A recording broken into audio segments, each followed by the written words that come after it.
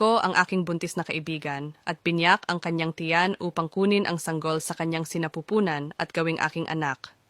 Ako si Taylor Parker at ito ang aking nakakatakot na kwento.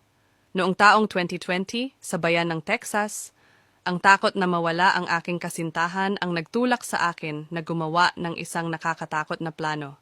Ang aking nobyo ay sabik na magkaanak, ngunit hindi ako magkaanak dahil sa nakaraang operasyon ko na tinatawag na hysterectomy. Handa kong gawin ang lahat para manatili siya sa tabi ko. Nilinlang ko ang aking kasintahan sa pag-iisip na ako ay buntis at ipinagpatuloy ito sa loob ng maraming buwan. Nag-organisa pa ako ng gender reveal party para sa aking pagpapanggap at buong pagmamalaking inanunsyo ang aking takdang petsa NG kapanganakan sa aking social media. Noong ikasiyam ng Oktubre, isang araw bago ang aking pekeng kapanganakan, binisita ko ang aking kaibigan na si Regan Simmons. Nabuntis sa kanyang pangalawang anak. Nagkita kami sa isang grupo para sa mga magiging ina.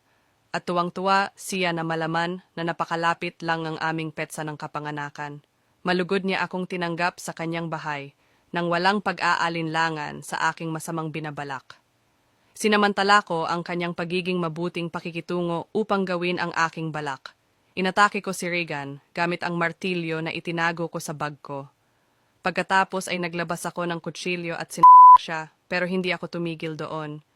Gumamit ako ng scalpel para buksan ang kanyang tiyan at ilabas ang kanyang sanggol mula sa kanyang sinapupunan. Naghanda ako para sa sandaling ito sa pamamagitan ng panonood ng mga tutorial video kung paano magpaanak. Pero mas nakakatakot ang sumunod kong ginawa. Follow niyo ako para sa part 2.